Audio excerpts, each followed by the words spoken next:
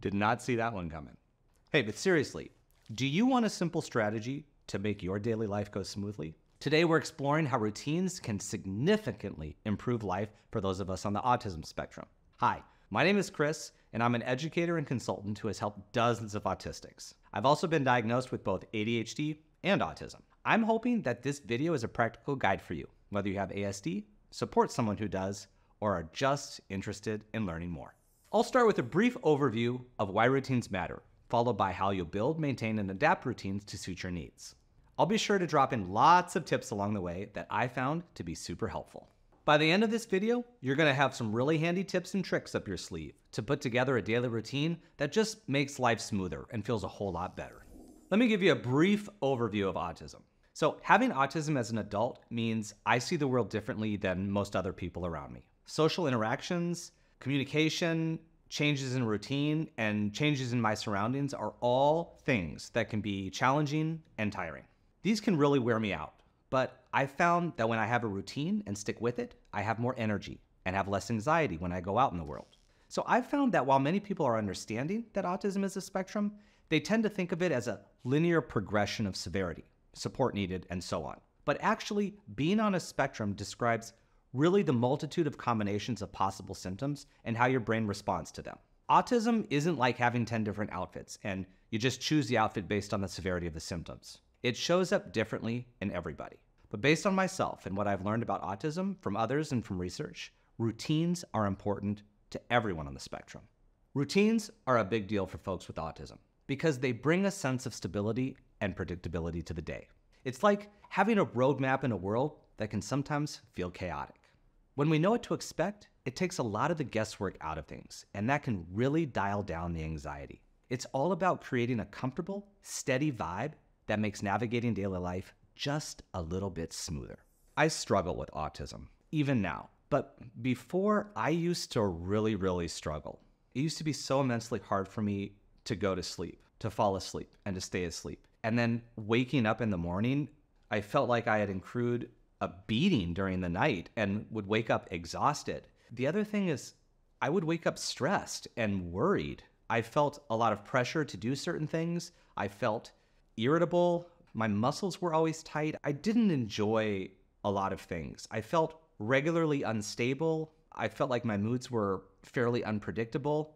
There were times where I didn't feel fulfilled or happy. It's hard to explain, but you tend to feel hopeless and just constantly uncomfortable to the point where you wonder if it's worth it. Going out is a struggle. Going from A to B is a struggle. Interacting with people is a struggle. Keeping up with the things that you need to do is a struggle. Keeping up with your personal hygiene and appearance at times could be a struggle. Everything just for me seemed difficult. Of course, there were times where things felt really easy, but I felt like I didn't have enough control over my life. So things really changed once I got diagnosed with autism because I realized that I needed to structure routines. Routines were going to be a vital part of how I was going to be successful.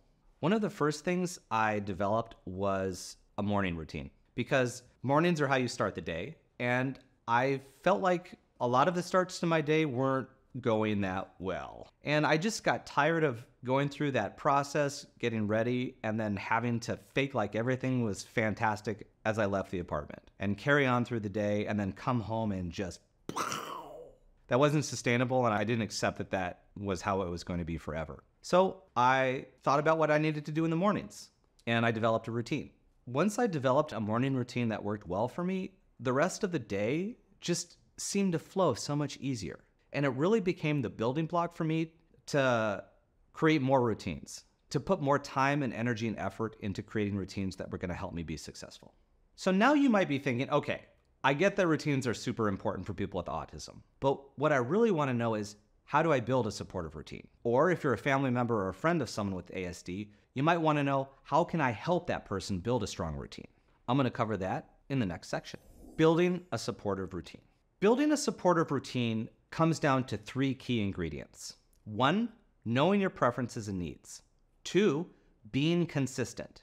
And 3, incorporating flexibility. When building routines, there is no one-size-fits-all. So routines will look different for each person. And this makes sense because everyone with autism is truly unique. So if you want to build routines that will truly work, they need to be customized specifically to your needs and preferences. Here is how you identify your needs and preferences. Self-reflection and observation. Start by spending a week observing and jotting down your daily activities, mood variations, energy levels, and moments of stress or calm. Let me give you an example. Let's say during this week, you notice that you feel most energized in the morning, but your energy dips after lunch. This would be an example of something you'd want to take note of because it can help tailor your routine. Identifying patterns. Now, after you've spent some time observing your daily activities and noting how they impact your mood, it's time to dive a little deeper. What patterns do you notice? Maybe there are certain times of the day when you feel most energetic or moments when you're more prone to feeling overwhelmed. By spotting these patterns, you're actually taking the first crucial step to tailor a routine that truly suits your needs. So, for example, you might notice that every time you're in a noisy environment, you feel overwhelmed. Or perhaps engaging in a particular hobby in the evening helps you unwind and then you sleep better. So paying attention to patterns helps you understand yourself better. Understanding sensory needs. We already know that people with autism are sensitive to sensory stimuli. Sensitive to sensory stimuli. Wow, try saying that 3 times really fast. To understand yourself here, observe how different sights, sounds, and textures impact your mood and energy throughout the day. Does anything really bother you or overwhelm you? And also, is there anything that calms and soothes you? Figuring out what triggers different feelings in yourself is key to crafting a routine that best fits your unique needs. A couple of examples might be lighting and sound. If bright lights bother you, you might prefer to work in softer, natural lighting. Or you might notice you need soft lights in your bedroom to help yourself calm down before bed. For me, I like to play upbeat classical music like Handel when I wake up in the morning. This helps me feel refreshed and puts me in a really good mood, most of the time. So pay attention to sensory stimuli and how different types make you feel. If this process of noticing your needs and preferences seems a little bit overwhelming, don't worry. It's not as complicated as you think. I've also included a free template to help you get organized with this that you can find in the description below. Recognizing social and downtime needs. Next, let's talk about finding the right balance between connecting with others and having time for yourself. Everyone's social battery is different. Some may thrive with regular social interaction, while others might need more time alone to recharge. Think about what ratio feels right for you, and consider incorporating this balance into your routine to maintain optimum well-being. For me, I don't particularly love social events, but if there is some socializing that I'm going to get involved in, I know that right after, I'll need some quiet time to recharge. Maybe a lot of quiet time to recharge. I also know that I don't do well when too many social events are scheduled in a week. So these are important aspects to consider when planning your routine. Aligning with life goals and values. This is the part where you think about your bigger picture. What are your long-term aspirations and what values hold significant meaning in your life? It's crucial that the routine we are building not only fits into your daily life, but also propels you toward these larger life goals, ensuring that every day is a step in the right direction. So, for example, if fitness is a value of yours, incorporating exercise into your daily routine becomes really, really important. If you value learning, setting aside time for reading or taking courses might be a part of your routine. I learned pretty early on that without incorporating your goals and values into your routines, it's hard to keep motivated doing them, and they just don't stick. Trial and error. I remember when I was working through this process, there were times when I felt things were moving too slow, and honestly, I wanted to give up. This, of course, wouldn't have been helpful at all in building my routines and would have landed me back into a world that was almost too unbearable to handle. So I think it's incredibly important to remind yourself throughout this process that crafting the perfect routine is a journey, not a race. It's completely fine if things don't fall into place right away. Allow yourself to experiment, tweak, and adjust as you go along. Remember, the goal is to create a routine that works best for you, and sometimes that takes a bit of trial and error. If you start to feel impatient, remind yourself of how difficult your life is now, and how much better it'll be once you have your personalized routines established. I also recommend that you get organized with this trial and error process. Keep a journal and take notes. Set aside a time each day or each week to go over your notes. One thing that I did to help me through this process, because I don't really like taking a bunch of notes and going over them. That's kind of boring. So I looked at the entire process as a mystery, and I was a detective. In other words, I made it into a fun game and told myself the outcome of winning the game was a much better life for me and my loved ones. You must figure out a way to move you through this entire process. Okay, so you're building a supportive routine and you've identified your needs and preferences. Now let's talk about establishing consistency. It's a crucial element in building an effective routine. So consistency brings a sense of stability and predictability to your day, making things smoother and easier to manage. For example, try setting specific times for meals, work, and relaxation. I've created a set time for several things I need to do each day. I have a set time for when I wake up, exercise, and take my shower. This helps me in two really important ways. First, it makes sure I do the tasks. If they're important, I need to do them. I don't want to forget to do things that are important. Second, it gives me a sense of predictability, which helps keep my mind calm and focused.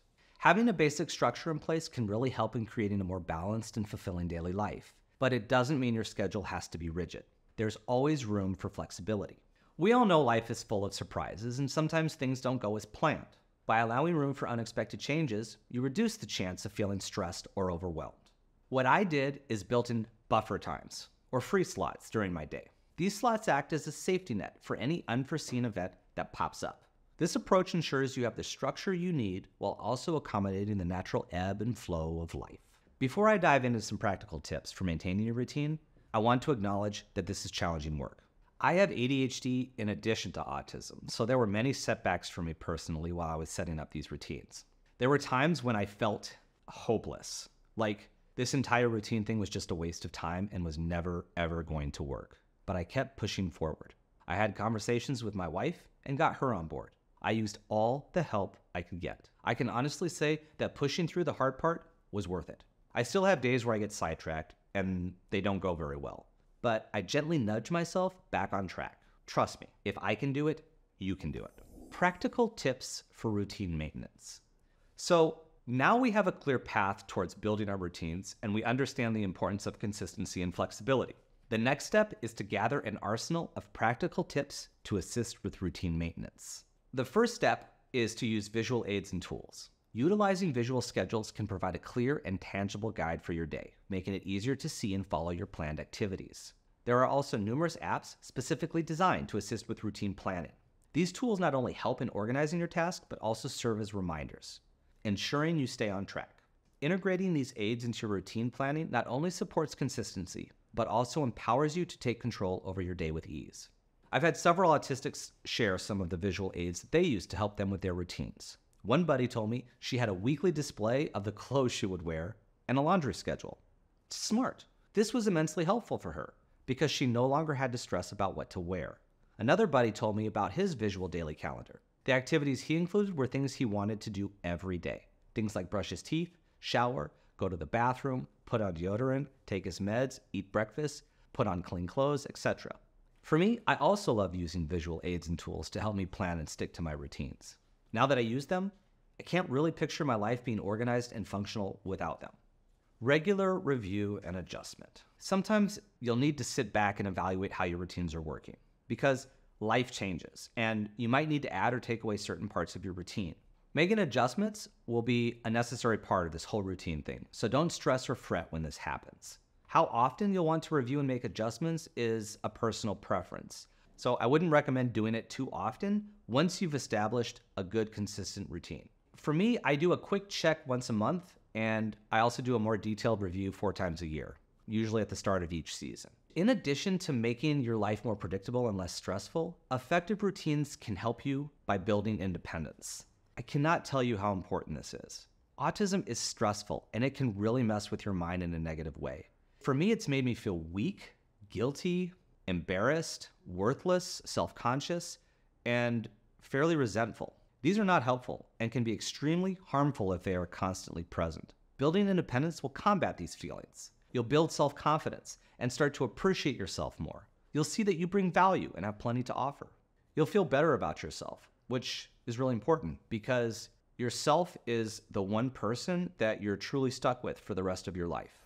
Overcoming common challenges. So let's talk about how to smoothly sail through your daily routines by being one step ahead of potential roadblocks. Sticking to a routine is hard. Sometimes it can feel impossible, like climbing to the top of Mount Everest in an hour, naked. So what can we do? Anticipate. When we can foresee these little bumps in the road, we're already on our way to handling them. Being prepared isn't just about having a plan. It's about empowering ourselves to face challenges without getting thrown off course. Let me give you some examples. I'm extremely sensitive to crowded or loud environments. I don't really like going to them, but sometimes I have to. When planning routines involving such settings, like shopping or going to the mall, I like going with my wife, Debbie. If I'm stuck going alone, I use noise-canceling headphones. I'll also schedule certain activities during quieter hours if possible. The malls and grocery stores are a lot less crowded during the morning hours on weekdays.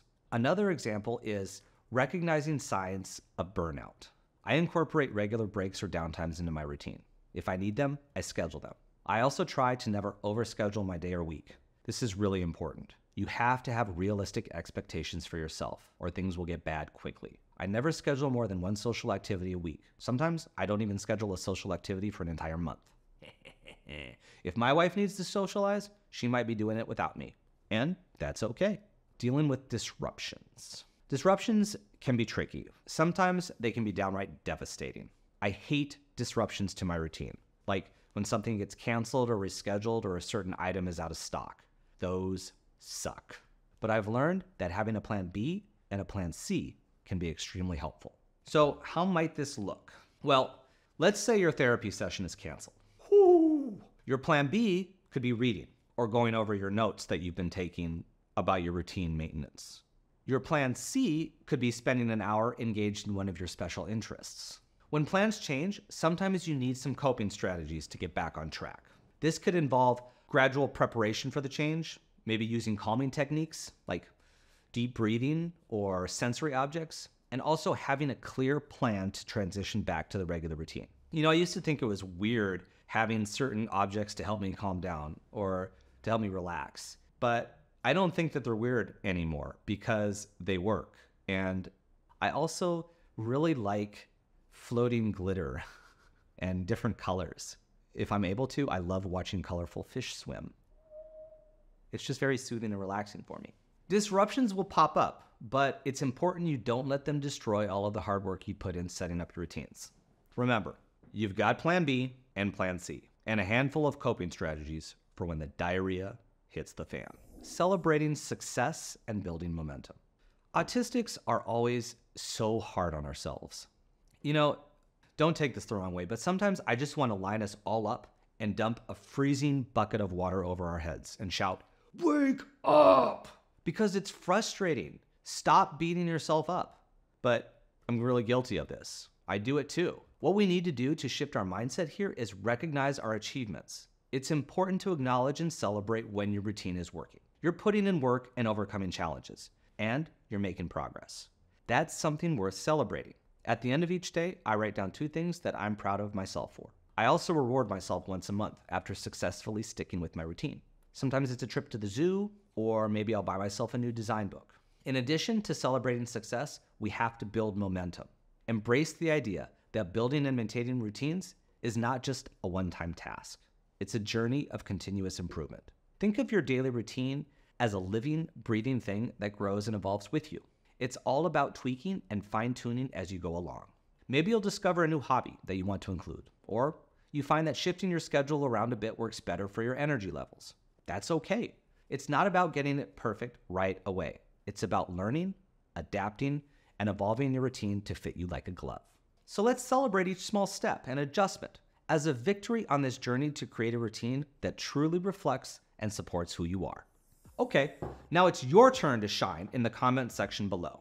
This is our little corner of the internet where we cheer each other on and share our journeys. Have you had a win with your routine lately? Or maybe you've hit a snag and could use some friendly advice. Either way, we all want to hear about it. Your stories, successes, and challenges are what make this community so special and supportive. Let's learn from each other and grow together. Drop a comment and let's start chatting. Remember, no victory is too small and no challenge is too big when we tackle it together. Oh, fancy meeting you here.